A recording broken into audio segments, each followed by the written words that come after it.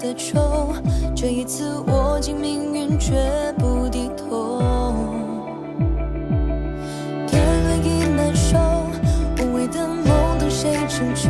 风雨聚散，孤帆摇曳的浮游。身份在荆棘中孤身的花朵，鲜艳被刺破，却让我渡边界上出逆风飞翔的轮廓。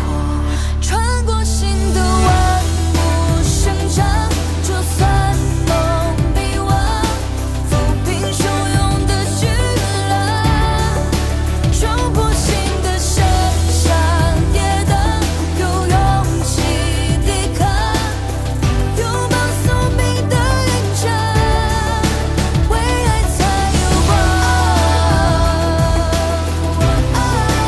为爱肆意疯，穿过心的万物生长，有勇气抵抗，拥抱宿命的延长，为爱才有光。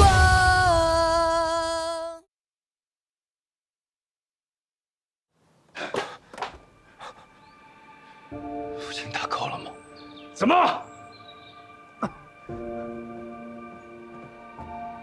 我既许诺，便不能背信誓言。站住！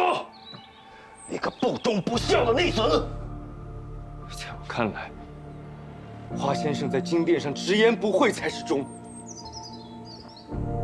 父亲与华光同朝为官，父亲同我论何为忠孝，我也想问问父亲，何以为官，何以为人？你今天非要打死你不可！爹！哎，行了，爹，你把哥打死了，咱家就没人去应举了呀！你给我走开！爹，不能再打了，爹！这沈家小子有没有个准头啊？这可怎么办呀？再晚了就见不到了。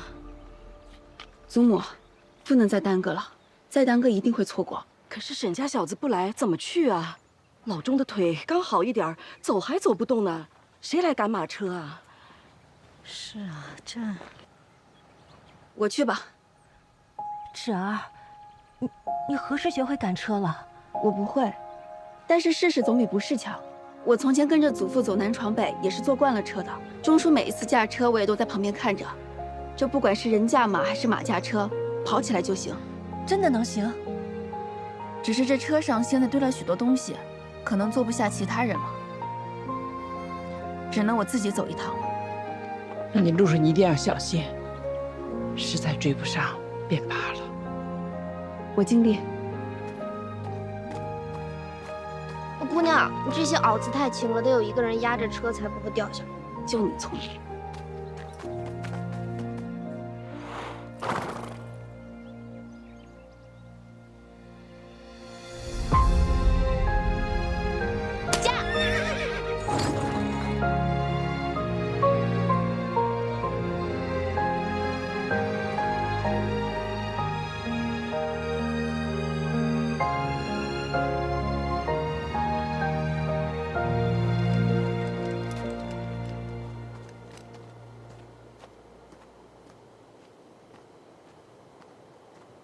走啊！就算忘穿城门，也没人敢来这儿。等一下，有人来了。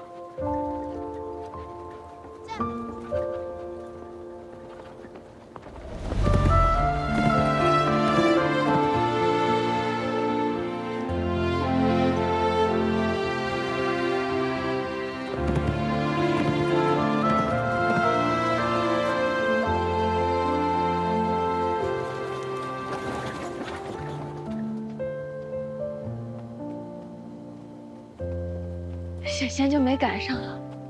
你是花家的？一点心意，喝个茶。我同家里人说几句话。得，今儿我算是看着西西景了，一个小娘子跑这儿来送人。继续吧。你怎么来了？他们呢？赶车的老周呢？钟叔近日腿脚不太好，这车太颠簸，我就替祖母他们来了。祖父，这北地不比南方，家里准备了些棉衣。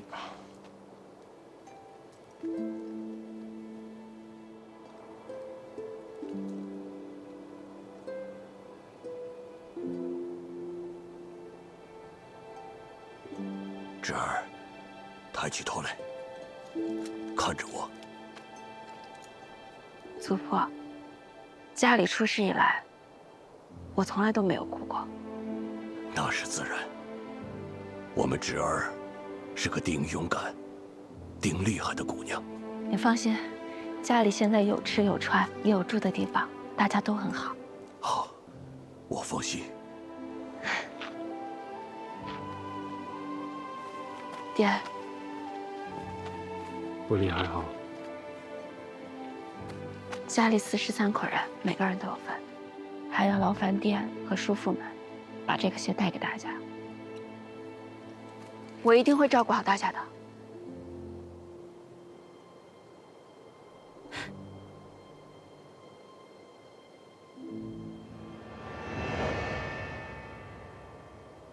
那女子是什么人？怀正孙女儿，先前同沈家议过亲的那个。孙女儿，哼，倒比那老匹夫有趣些。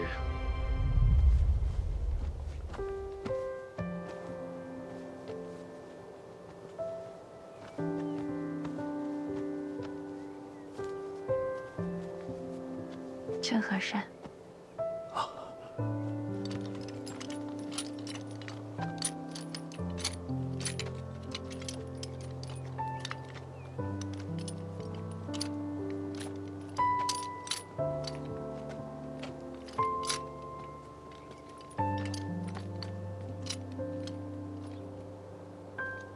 罗宇，你娘还给你带鞋了呢，来，我给你穿上。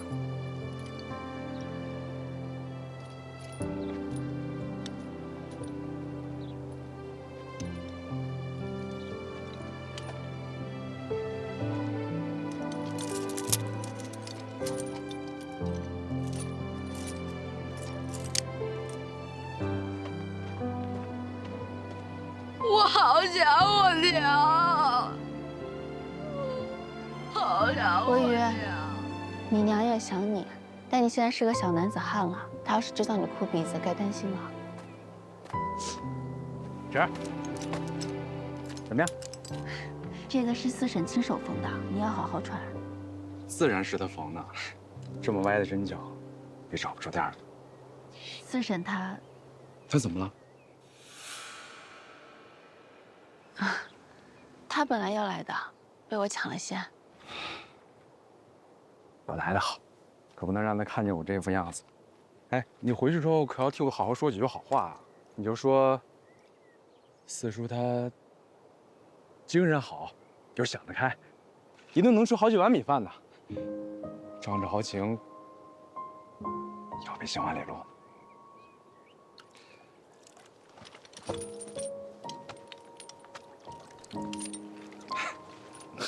哎，酸的我眼泪都快出来了。四叔坐。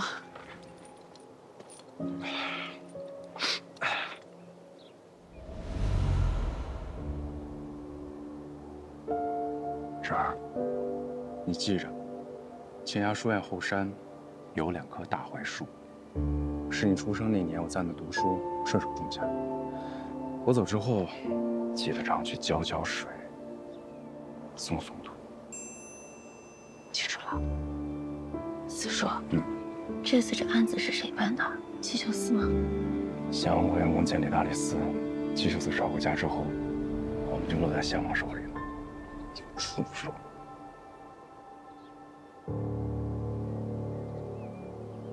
喝酒啊！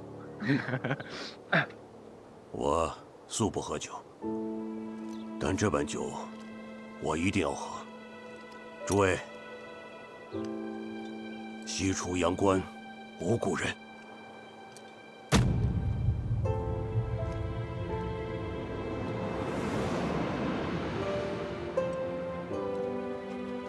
吃饱喝足了吧？该启程了啊，几千里路呢，再拖到什么时候？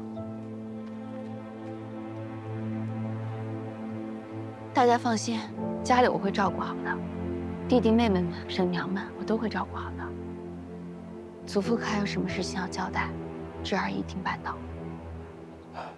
祖父只希望你未来自己能过得快乐开心。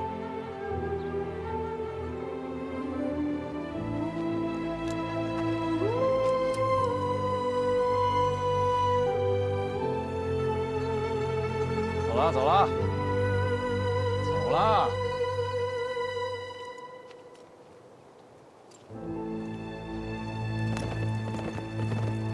驾！驾！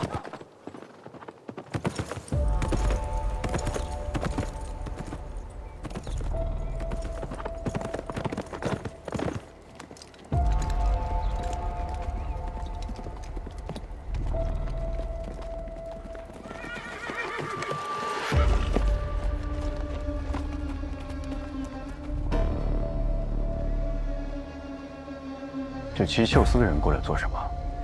案子不是早就转往大理寺了？打头的那个，竟然是齐秀斯使。你要做什么？拖开他。是，不许碰他。你是来找我的吧？没错，还请花公借我说话。侄儿，快坐，我没事。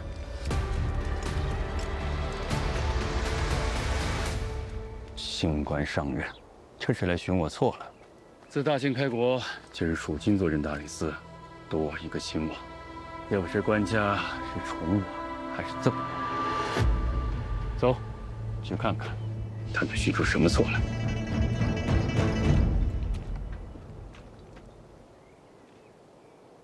此事有何事？花公可还记得，当年上元节灵王府那场大火？记得又如何呢？花公曾前来辞行，身边跟着个7、8岁的孩子，是晚辈还是同仆？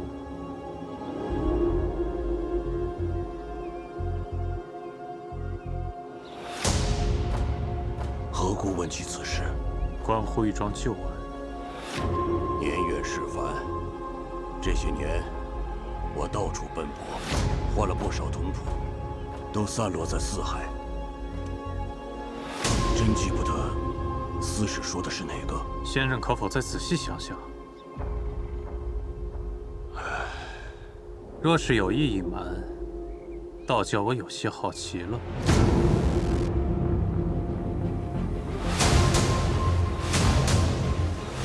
司使，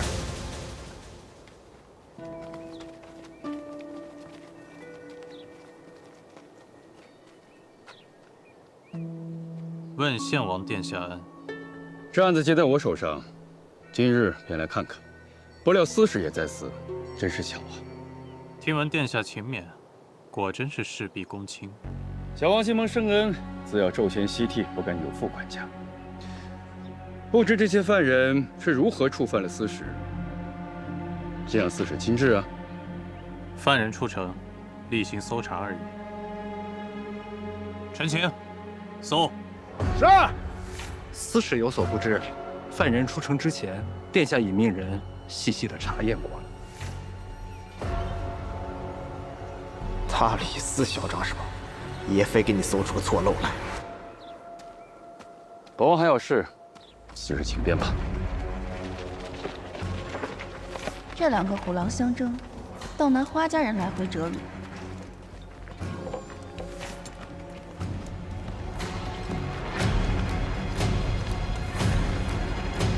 好，有东西。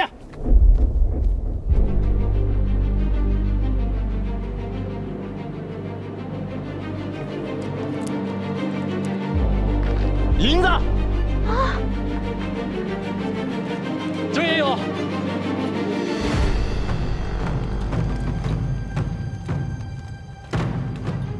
先王殿下受罪，我等视察，自愿领罚。这就是殿下所谓细细查验过了。这怎么回事啊？将这2人给我拿下！是。哎，姑娘，这些民衣是我带来的，他们不知情，民女有罪，不敢欺瞒殿下。此时可听见了吧？竟是位莽撞的小娘子。说起来，我与司使今日的误会，好像是一段风流佳话了。殿下请便。殿下，这小女子该如何处置？她有什么大忌？别拿来问我。是。将这刁女子押回衙门，打10个几杖，放了。是。不行！这银子是我的，你们不要牵走他！放开他！放开他！姑娘！十儿！放开他！十儿，放开他！慢着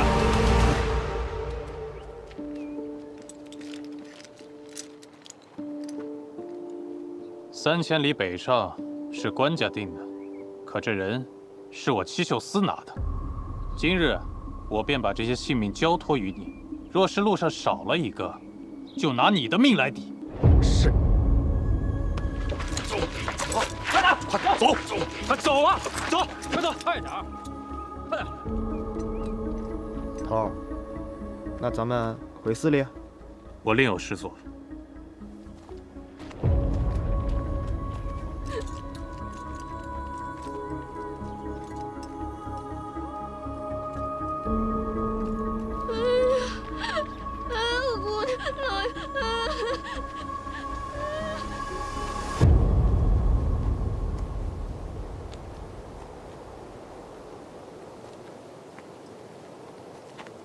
爹，刚才若不是纸丫头站出来说这10几仗，恐怕大哥他们会有性命之虞。不过看今日这行径，纸丫头并无大碍。那献王定是要大事化小，小事化无的。我并不担心他今日的皮肉之苦，我只担心他的将来啊！哎，你们小心！纸丫头是有本事的，你放心，有她在，家里人不会有事的。芷儿是有本事。正因为他有本事、有胆识，做起事来会把自己逼到刀尖上。画家已经绑不住他了，只愿苍天待他不薄，从今往后，叫他丰胸化吉，欢乐美满。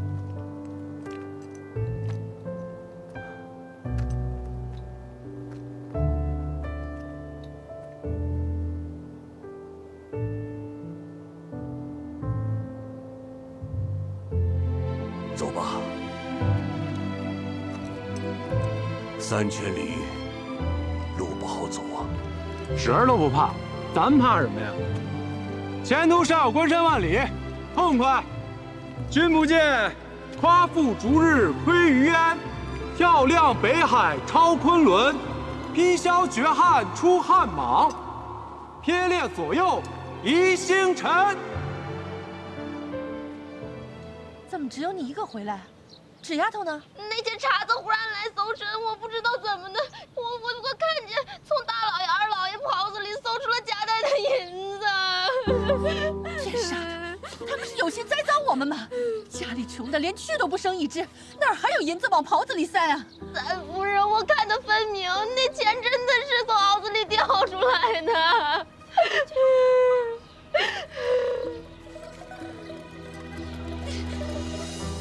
你们，只说结果如何？后来来了一个大官，身后跟着一个老宦官，说要把大老爷和二老爷抓回去。姑娘见了，说跟他们没关系，然后就要替老爷们顶罪。现在老爷们已经出城去了，但是不是姑娘被抓走了。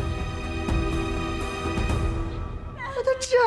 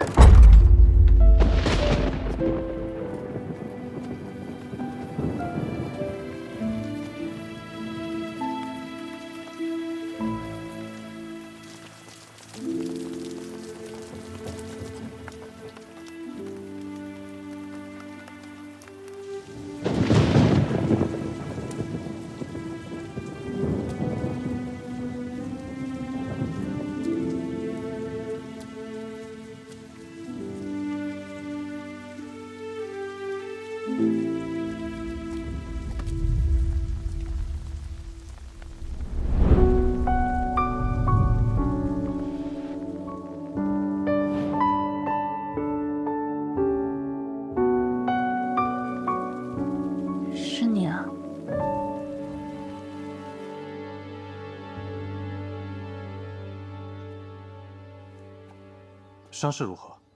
病人是你家娘子？是，先生放手医治便是。这便好说了。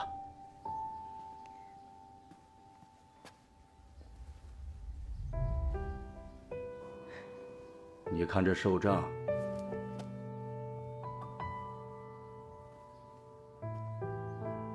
你二人不是夫妻？虽有婚约，尚未过门。年轻人呐，等你们往后有了夫妻之实，就不必这么害羞了。先生说伤情吧。这账上虽看着像人，也着实受罪。不过好起来也快，只是现在需要先清理伤口，再服伤药。有劳先生了。娘子忍着些啊，这伤口不清洗干净，日后会溃烂的。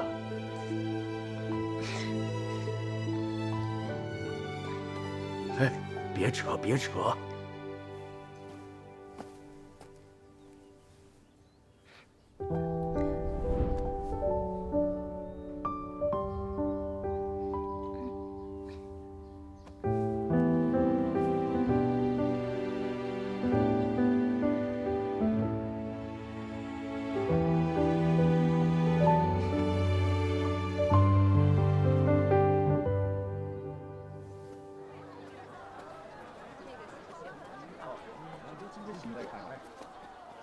先生留步，多谢。回家后，郎君需好生照顾姑娘。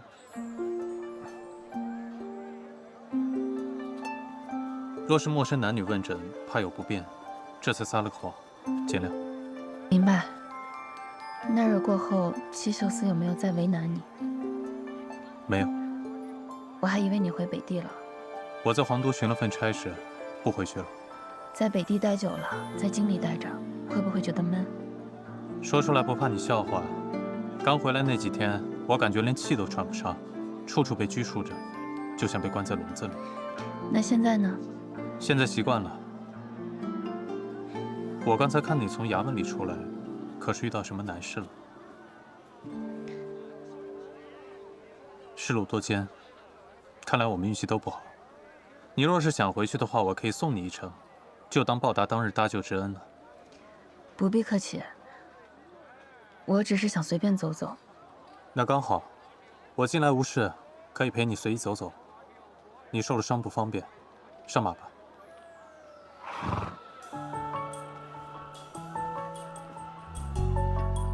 遮一下。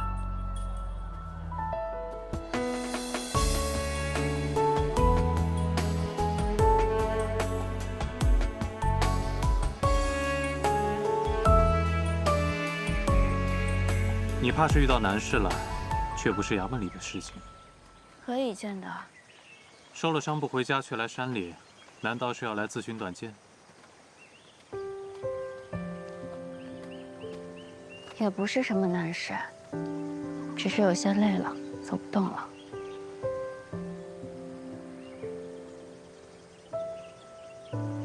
倘若你在一艘船上，这船行在海里。船上的纲手、舟师都离开了，只留下一车哭哭闹闹、吵吵啼啼的渡客。听着不太妙。可不，你知道，倘若你也走了，这船必定会卷进漩涡里。你一时心急管了，这群糊涂客把你害进了衙门，打得皮破肉绽。哪怕你跟他们说我有方法，听我的，他们也不相信。你若生了翅膀，不如振翅飞了。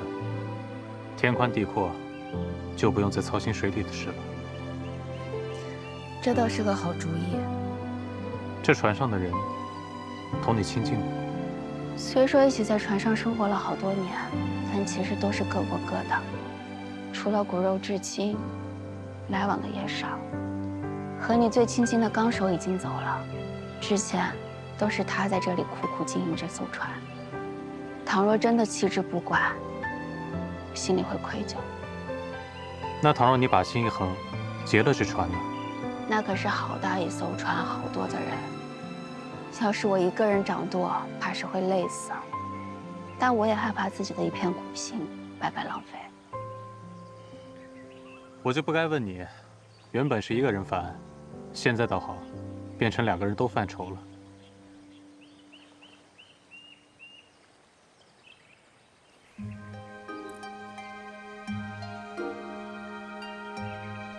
要是这么犯难，不如志同钱吧。这世上千难万险，能用钱解者十之八九。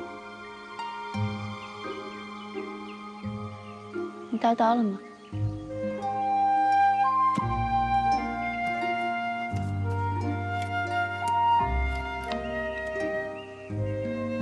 我来吧。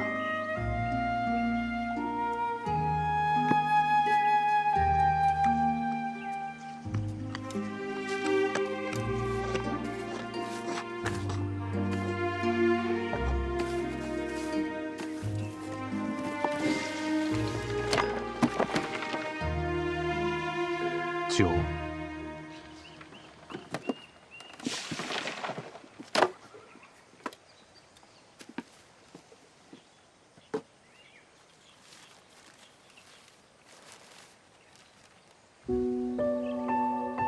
是四叔的字。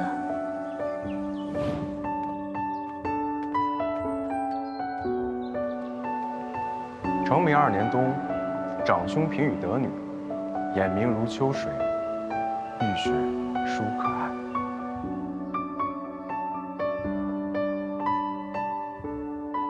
女直方牙牙学语，见人则哭，见鱼则笑。击掌，常随于衣，如小犬随人。余闻男人有女，既大酿酒，既露，亦于坡中，不复发矣。侯女将嫁，因觉坡土，取供贺客，男人谓之女儿酒。阿指上幼，余无以为赠，为积钱买10洞春酒18坛，亦于青崖北坡下。但愿阿指平安长成，无忧无虑，家得家训。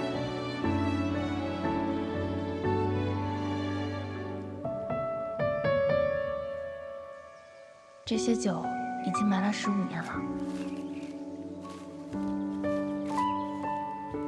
才想起来家里人买了几坛酒，我来看看。只是看看。我想把这些酒给带走，郎君可否帮我？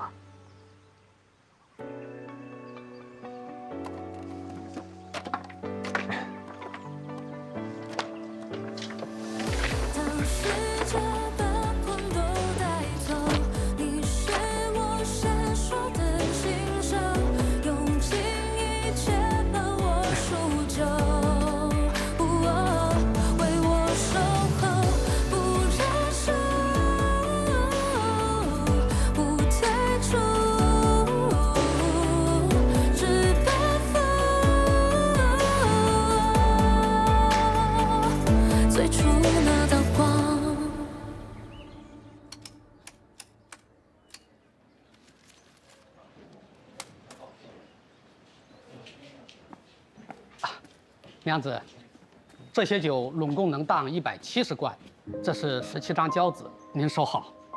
我单取2贯钱。啊，好。怎么还留了1坛？这坛酒送你了，全当是陪我同游的答谢。谢了。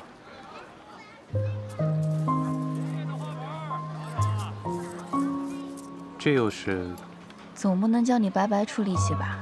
你刚归京不久，生计不易，你就不要推辞了。你人还怪好的。你就不要打趣我了，还要劳烦你把这车还回去。那你呢？我就先回去了。天不早了，坐车回吧。不了。花府查封多日，你现在没了住处，身上又是钱又是伤，怎么回去啊？你怎么知道？花相公获罪，举臣皆知。初见的时候我就知道你是谁。上车。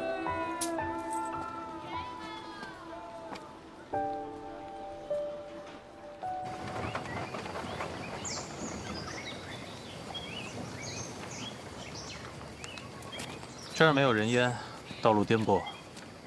你要是坐不住的话，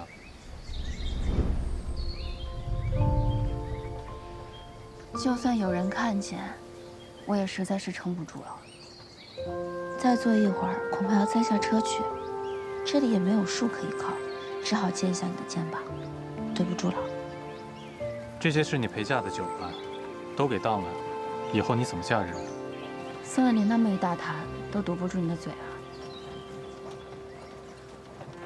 那你怎么就这么放心，让我来帮你挖这个酒？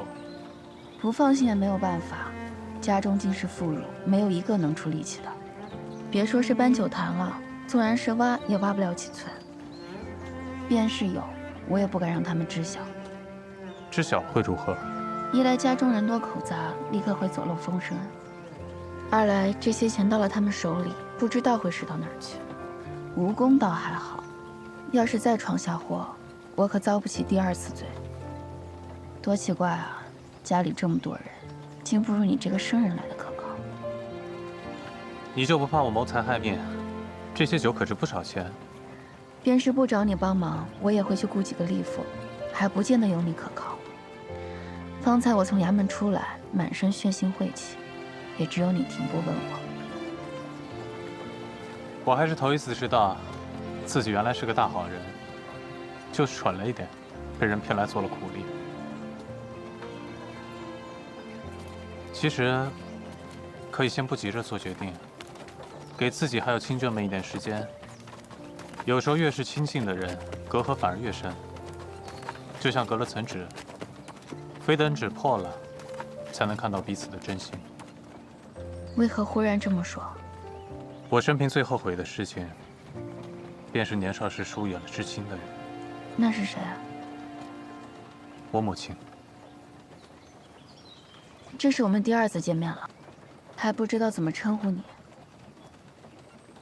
我姓燕，单名一个西字。燕西。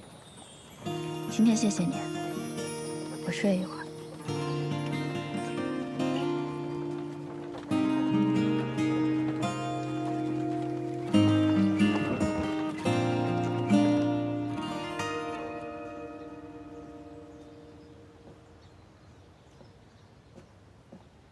这到处都没人影儿，你说纸丫头会不会被拍花子的拍了去？哎呀，别乌鸦嘴了，青天白日的，哪就能丢个大活人啊？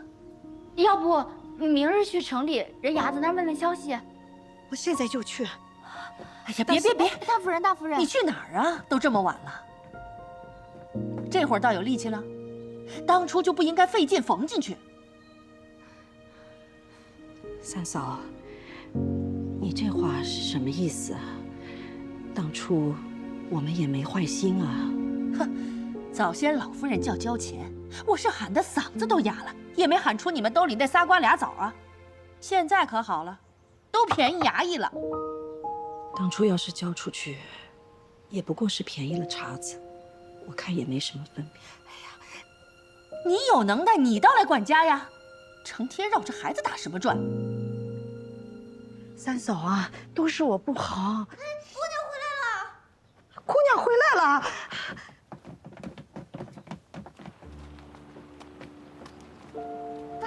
芷儿，芷儿，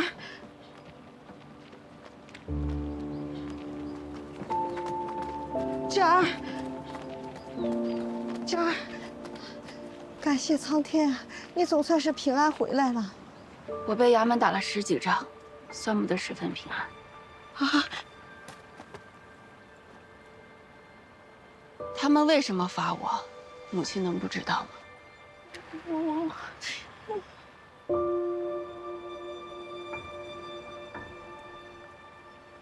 都到这个时候了，还是不愿意跟我说实话吗？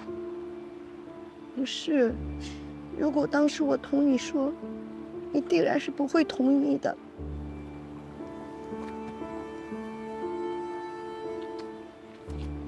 他向来是个没主意的人，儿婶，这都是你的想法吧？大姑娘，又何必这么说呢？若你嫁了人，也会心疼爷们儿的。只是你们全然不知什么叫做流放，什么叫做北地。出了城，过了关，一到昆山尽是土匪，几个大钱就能要一条人命。你们都以为那是保命钱，那是夺命钱。不是已经搜出来了？那幸好是被搜出来了，我踢着挨了一顿打。那要是父亲二叔落回了献王手里，他们还能活着回来吗？以后你再也不要把银子给我了，我再也不拿钱了。横竖都是我错了，是我错了，我就不该把钱都给你。纸丫头，你要论道理，去找衙门论，别跟家里人论。三嫂就是话赶话的，这个家就不是个讲道理的地方。我早就知道，我累了。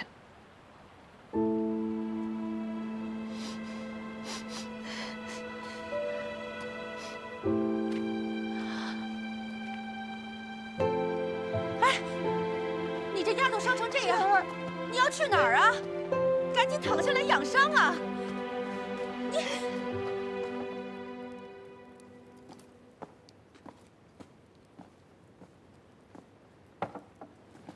涛儿，你回来了，老远就闻见酒香了。眼睛贼得很嘛，这么小的碎银缝在袄子里都能找到。那可不，咱从小就生了一副好眼睛。眼睛这么好，不用可惜了，送你个好差事。哎呦，那谢头。从明天起，不用在司里卯着了，给我换班盯着花家。花家，盯紧一点。若是再出现今天这样的祸事，提着脑袋来见我。是。还有，去一趟永昌当铺，今日收档的17坛酒，只许赎道，不许变卖。是。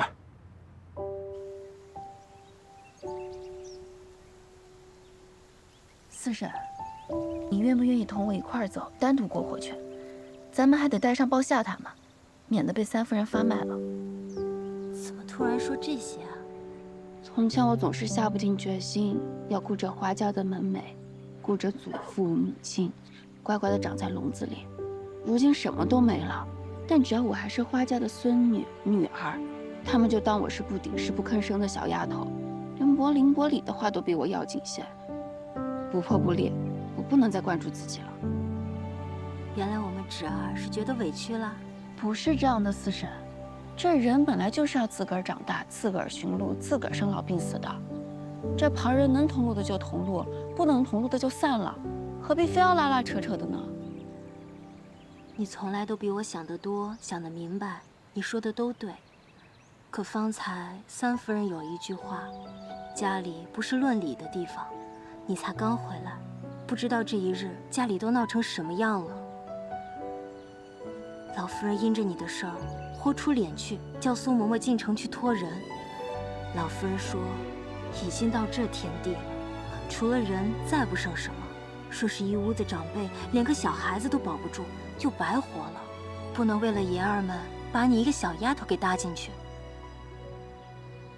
你看看这会儿，你是不是就比爷儿们紧要多了？我再同你讲，苏嬷嬷带去疏通的钱，都是三嫂偷的，旁人也真是一文都没有了。三嫂卖了玉珠，又心疼又同自己怄气，夜里还偷偷掉眼泪，剩下一点钱都想拿来救你。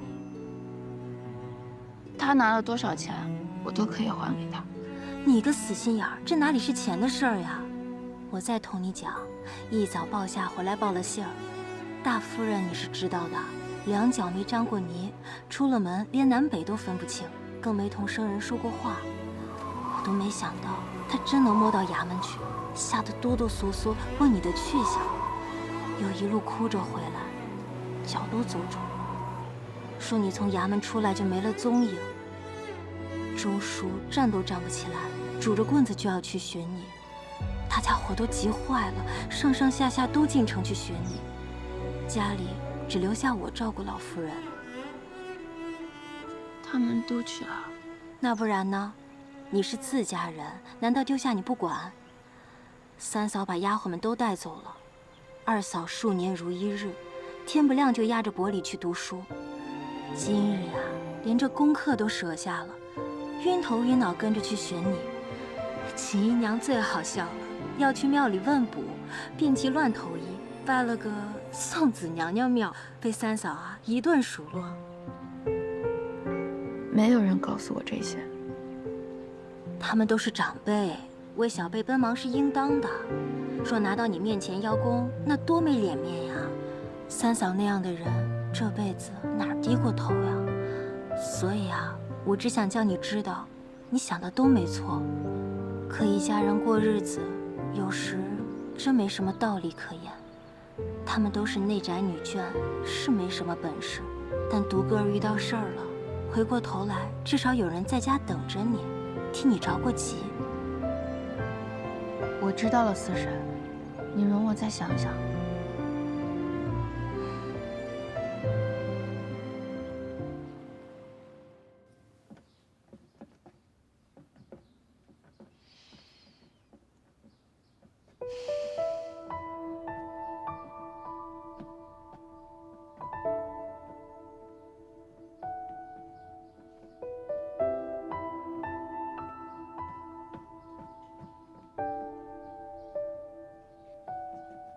这哪来这么多被子？给你你就躺下，问这么多干嘛？我不要，拿走吧。别乱动。小小年纪就这么不听话，板子打在身上血淋淋的，就敢往稻草上睡，寒气入了肺腑，就别想好了。芷儿，就听你三婶的吧，这些日子行住坐卧你要注意些。我跟你二婶睡一起，挤一挤还暖。那柏里呢？李哥可以同柏林一同睡，都这么大了，也该分床了。对，我俩挤着，一点都不冷。直姐姐，你快趴下吧，你这伤我看着都疼，后天后些怎么睡得着？我跟姨娘一块睡，不冷的。是啊，这姑娘安心睡就是了。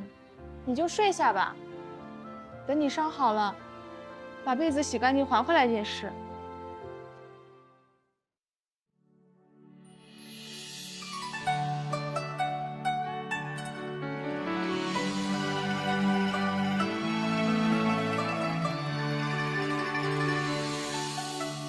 不荒一秋天，不老一株茶。天落水，鸟吃虫，鸡又飞。心学为观，心理为改。茶叶或粗浅，滋味乃春天。啊，明前夕，菜少许。啊，公平传。